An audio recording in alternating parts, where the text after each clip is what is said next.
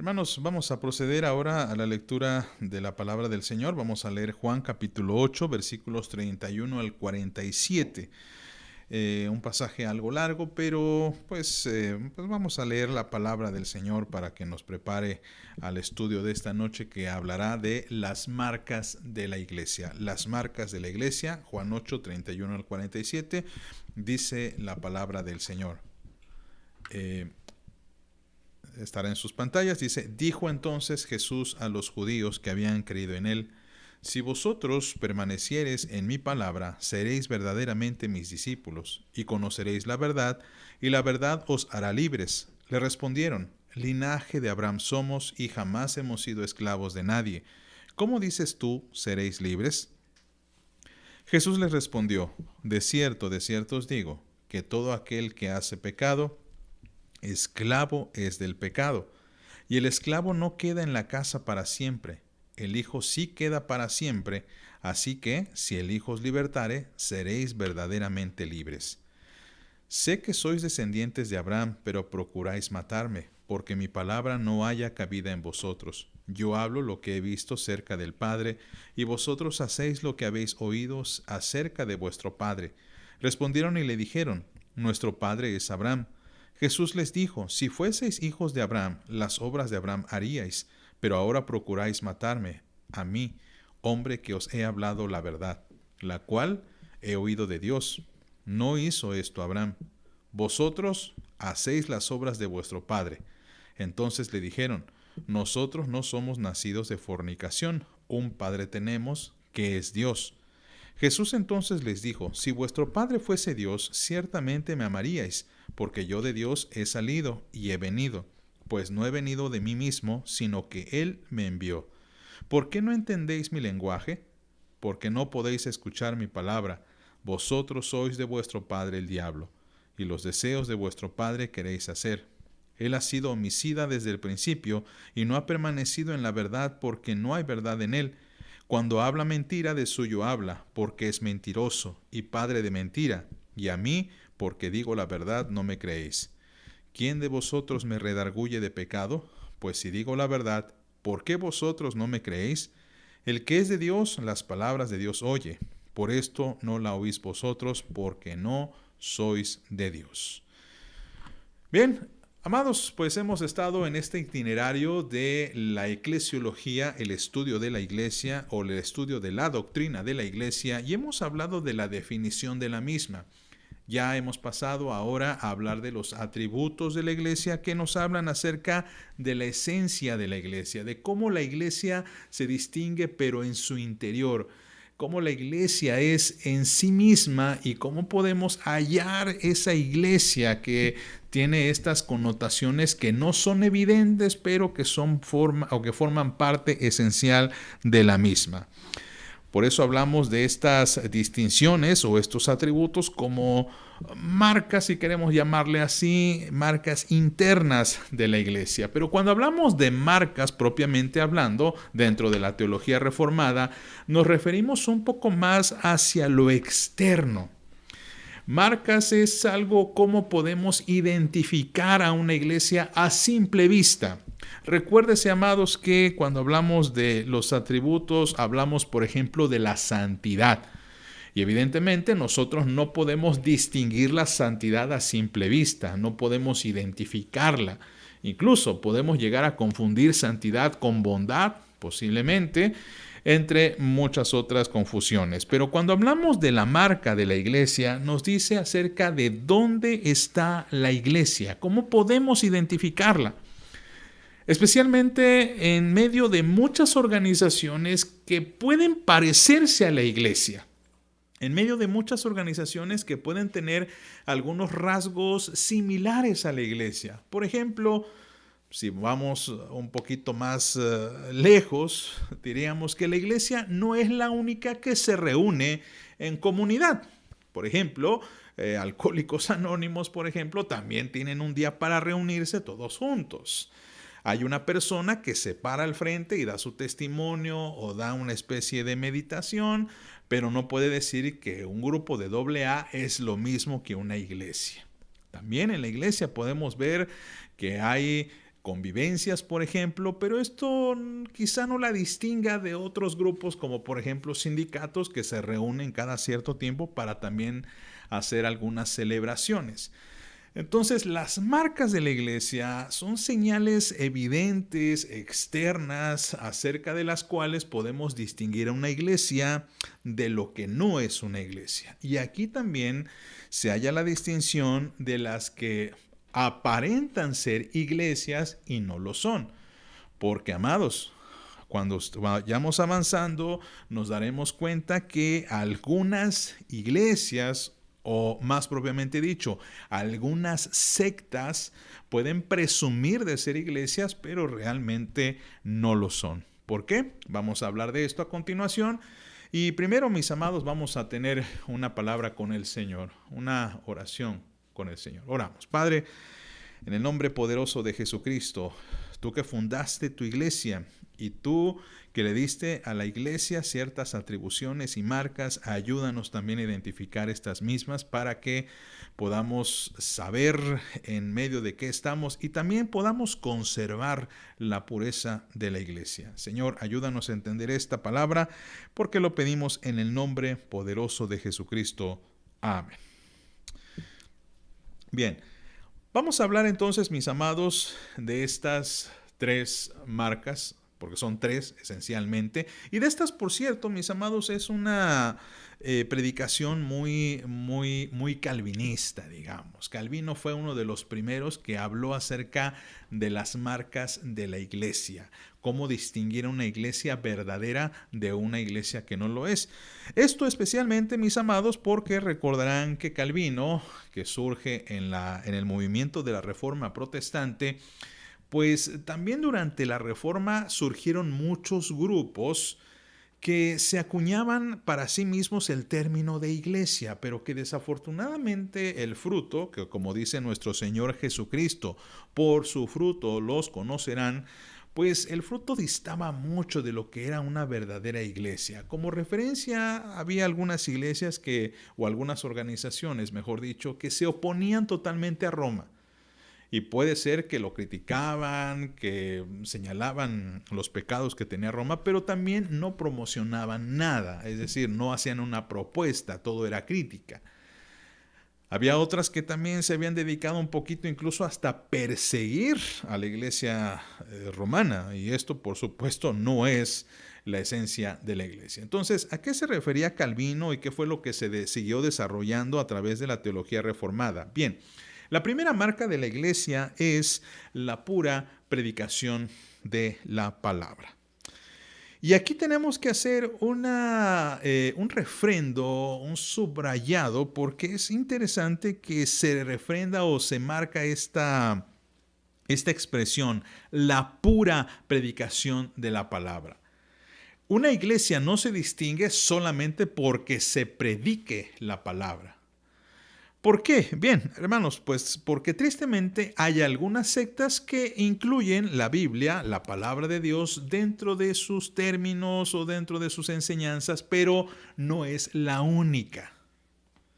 Por ejemplo, ustedes saben, el catolicismo romano, dentro de su liturgia, dentro de su enseñanza, dentro de su doctrina, no solamente enseñan la Biblia, también enseñan, por ejemplo, los escritos papales, las doctrinas que han hecho estos concilios vaticanos, estos concilios a través de los siglos. Entonces, la Biblia no es la única regla, es una de tantas. Así también otras religiones, por ejemplo, vamos a hablar de los testigos de Jehová, tienen dentro de sus escritos no solamente la Biblia, sino también los escritos de sus fundadores. Los mormones también poseen lo que es el libro del Mormón. Y así podemos seguir hablando de muchas sectas y religiones que a la Biblia le agregan algunos documentos. Por eso la teología reformada refrenda esto y dice que la pura predicación de la palabra es importante. Y no se habla de la predicación de la palabra, sino de la pura predicación de la palabra. La Biblia es el centro de la enseñanza en una iglesia. Y esto quiere decir, hermanos, que lo principal en los cultos y en la vida congregacional debe ser la comunicación de la palabra. La proclamación de la palabra es el punto central de la iglesia. En algún momento recuerdo haber leído también dentro de los comentarios de Calvino que era la comunicación de la palabra sola. Pero también cuando se habla de pura, porque aquí está expresada este adjetivo de la pura, implica que tiene que ser una predicación sana, una predicación atinada, una predicación que no se base solamente en una especie de ojeada de la Biblia, sino en una profundización. Por eso, mis amados hermanos, durante muchos siglos las iglesias reformadas se han distinguido por ser iglesias que profundizan en la palabra, iglesias que profundizan en la enseñanza bíblica, no solamente la mencionan como de pasada. Y por esta razón, hermanos, se pone mucho énfasis en que los ministros de la palabra y de los sacramentos, los ancianos de iglesia, sean entendidos en la palabra, porque no queremos, ¿verdad?, que se predique desde el púlpito algo neófito, digamos. Por eso, la pura predicación de la palabra implica también una preparación constante. Y una preparación constante no solamente en los oficiales de la iglesia, ancianos, diáconos, pastor, sino también en la vida de los miembros de la iglesia. Hermanos, en todo momento hemos llamado a que la iglesia se prepare y esté con su Biblia abierta. Por eso también, hermanos, en la iglesia se enfatiza mucho que cada creyente debe tener su Biblia. No quiero hacer una crítica, ¿verdad?, acerca de la religión popular, pero es evidente que cuando una persona asiste a una misa, asiste a una liturgia de tipo católico romano, pues la Biblia va sobrando. ¿Por qué? Porque los feligreses, quienes asisten a la iglesia o a esa iglesia, pues no traen la Biblia con ellos. En cambio, en la iglesia cristiana, en la iglesia reformada, se pide, y de hecho se debería exigir, que cada creyente traiga su propia Biblia. ¿Usted tiene su propia Biblia, hermano? Yo espero que sí. Pero no solamente que traiga su propia Biblia, sino la idea es que usted estudie la Biblia por sí mismo. Hemos hecho este llamado, así como los cristianos de Berea, quienes dice la palabra del Señor, que escudriñaban en las Escrituras cada vez que les predicaban para ver si estas cosas eran así. La idea no es que la Biblia sea un accesorio en nuestra vida, sino que sea nuestro manual de vida. Un libro al que recurramos cada vez que lo necesitemos, pero especialmente cada día de nuestra vida. Y por eso, hermanos, y aprovecho para hacer esta promoción nuevamente de la Biblia en un año. Estamos haciendo esta promoción. Si usted no ha leído la Biblia completa, enterita, de tapa a tapa, le invito a que se anexe a la lectura en un año que va a comenzar, Dios mediante, el próximo domingo 3 de enero.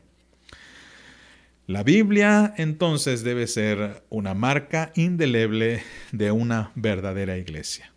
La segunda cosa, mis amados, porque son temas que a veces son muy sencillos, es la correcta administración de los sacramentos. Obviamente nos encontramos en una discusión, porque recuerden que esto lo propuso Juan Calvino, y Juan Calvino lo propone en un contexto en el que hay ese debate por los sacramentos, especialmente porque la correcta administración de los sacramentos consiste primeramente en coincidir que estos son solamente dos, aquellos que son establecidos por Cristo. Recuérdese, amado hermano, que el catolicismo romano enfatiza en cerca de 7 sacramentos, si mal no recuerdo, los cuales no son solamente los que Cristo instauró, los cuales son el bautismo y la Santa Cena. Para el catolicismo romano, por ejemplo, el matrimonio es un sacramento. La confesión es un sacramento. La confirmación es otro sacramento. Y así otros sacramentos como por ejemplo la unción de los enfermos o lo que es el ordenamiento sacerdotal, cosas que en la Biblia no se encuentran y por esa razón una cosa lleva a la otra. Si nosotros enfatizamos que la Biblia es el único libro, el único medio de lectura en la iglesia, entonces se entiende que nuestras doctrinas tienen que estar basadas en la palabra de Dios. Y la palabra de Dios nos dice que únicamente Jesús mandó a que enseñásemos el Evangelio y que bautizáramos a las personas en el nombre del Padre, el Hijo y el Espíritu Santo. Y la segunda cosa que Jesús pidió, que Jesús ordenó, fue celebrar la Santa Cena hasta que Él viniese. Esas dos ordenanzas, mis amados, son los sacramentos. Y una iglesia verdadera no solamente los coincide, sino que también los administra. Pero ojo aquí. De la misma manera en que la premisa anterior era la pura predicación de la palabra, aquí la premisa es la correcta administración. Esto es, que la forma en cómo se administran los sacramentos, mis amados, tiene que ser correcta, tiene que ser pura, tiene que ser lineal en el sentido de que no puede haber errores en la administración de los sacramentos. Y esto puede ayudarnos a pensar en la seriedad de los mismos. Amados hermanos, los sacramentos son algo serio. Y la seriedad inicia desde cuando le damos el significado correcto a los mismos. Por ejemplo, sabemos que el bautizo del cristiano, según la palabra del Señor, es un ritual de iniciación a la comunidad cristiana, pero también es una iniciación hacia la vida cristiana, porque le dice al mundo que esta persona que se está bautizando en el nombre del Padre, el Hijo y el Espíritu Santo está confesando públicamente su fe en Cristo. Está confesando públicamente que es discípulo de Jesús. En otros significados, que obviamente no proceden de la palabra, hay quienes enseñan que el bautizo, por ejemplo, quita el pecado original. Usted sabe de dónde viene esta teología o este pensamiento. El bautismo quita el pecado original. Como dicen coloquialmente, el bautismo es quitarle la cola y los cuernitos a los niños. Pero no es esa la intención, o no es esa la intención del bautismo. El bautismo funciona únicamente como un medio a través del cual la persona testifica ante el mundo que es hijo de Dios.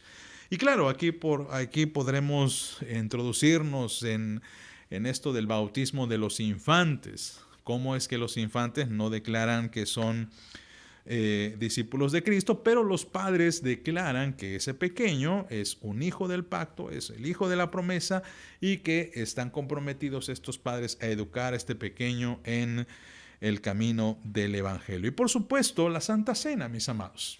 La Santa Cena tiene que administrarse correctamente. Y no significa, también como algunos suponen, que ese pan y ese vino que compartimos es literalmente el cuerpo de Cristo. Haciendo esto, lo que hace la Iglesia romana es sacrificar a Jesús nuevamente, algo que la Biblia dice en Hebreos, ya Jesús no puede entregarse nuevamente por los pecados, porque se ha entregado una sola vez.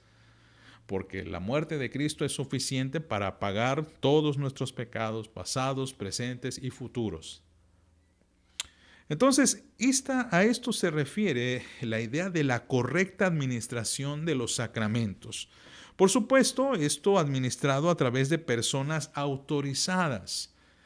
La Iglesia reformada pone mucho énfasis en la seriedad de los sacramentos y mucho énfasis en que el único que puede administrar estos sacramentos es una persona autorizada por la misma Iglesia, en este caso el presbítero o el ministro de la palabra y de los sacramentos.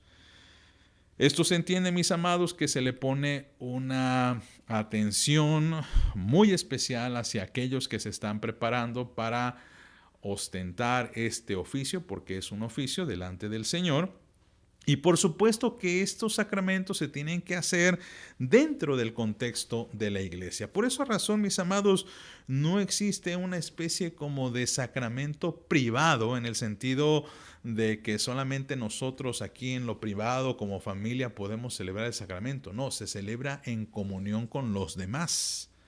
Algo que, por cierto, hemos tenido que reeducar o redireccionar en esta situación de la pandemia, pues que como ustedes saben, no podemos reunirnos con otros hermanos, pero sí podemos celebrar con otros hermanos cuando lo hacemos en vivo, en directo, y por eso hemos indicado de una y otra vez que el sacramento no es cuando yo quiera, sino cuando todos mis hermanos están participando al mismo tiempo.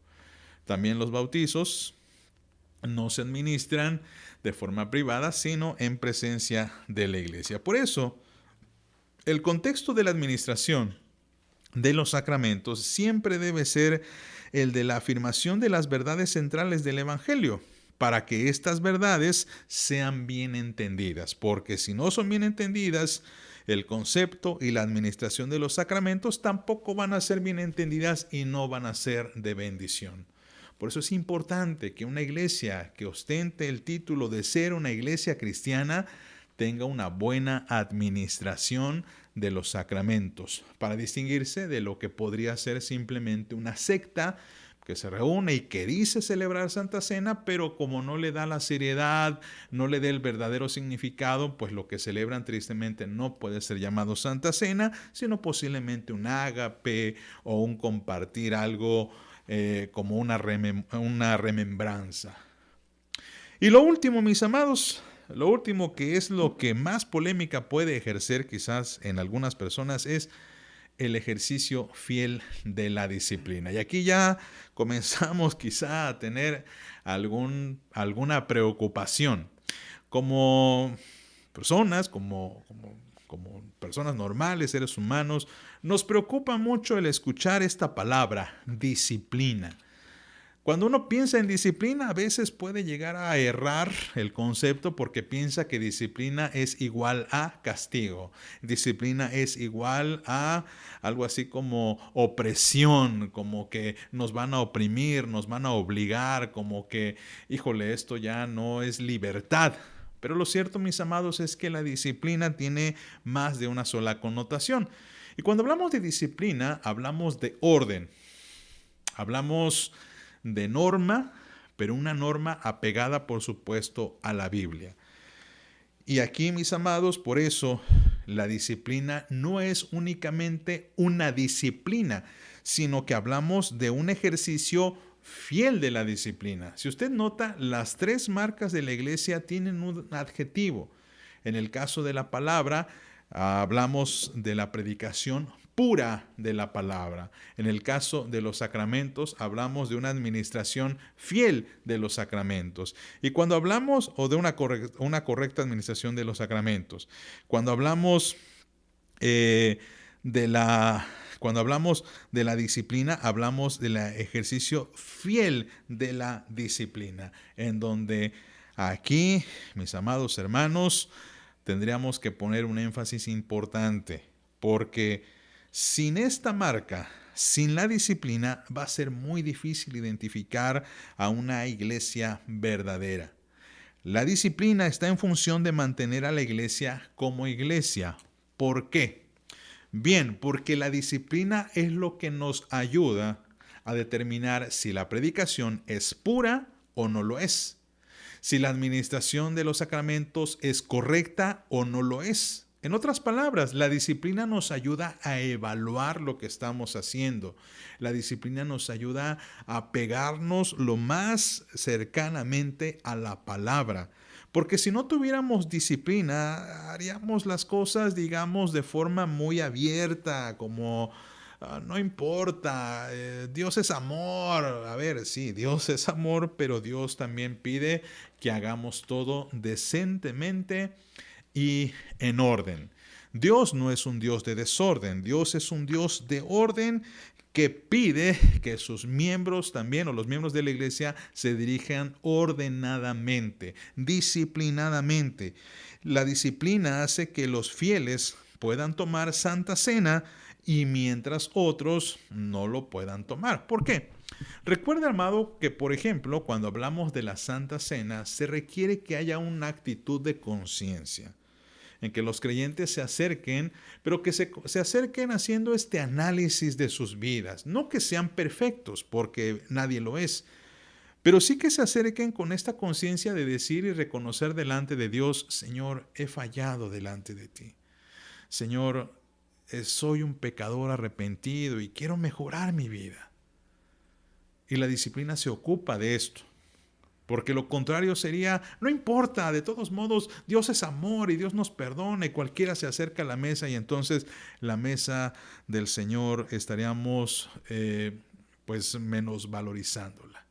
Y eso es evidentemente lo que Dios no quiere. También la disciplina permite que los bautizados sean verdaderamente creyentes en Jesucristo. No cualquier persona puede decir: yo me quiero bautizar. Por ejemplo, en la iglesia, el Divino Salvador, usted sabe que todos aquellos que deseen ser miembros de la iglesia tienen que pasar por un catecumenado, una enseñanza catecúmena de cerca de un año. No les voy a negar, amados, durante un año mucha gente se inscribe y muy pocos terminan. Es muy probable, mis amados, que durante el tiempo de este catecumenado muchos deserten y ya no asistan o ya no quieran estar en la iglesia. Pero tristemente es lo que también nos dejan ver los evangelios. Jesús dijo que todo aquel que quiera seguirle tiene que asumir el costo de la cruz. Y si no estás dispuesto a pagar el costo de por lo menos estar un año en espera, en prueba, en constancia, en estudio, pues sencillamente, dice la Biblia, no eres apto para el reino de Dios. Hermanos, estas son las 3 marcas de la iglesia. Vamos a estar profundizando especialmente en la disciplina, por eso es que no hemos mencionado a profundidad esto, y les ruego, mis amados, que estén pendientes en el mes de enero y en el mes de febrero, porque estaremos hablando mucho de este tema a profundidad. ¿Qué es la disciplina de la iglesia? ¿Cómo se aplica? Para que no tengamos esta connotación un tanto negativa. Mientras tanto, pues vamos a terminar con esto, mis amados. Vamos a orar y vamos a dar gracias a Dios por permitirnos terminar este año de estudio bíblico los miércoles con el tema Lo que creemos los cristianos. Oramos. Señor, en el nombre de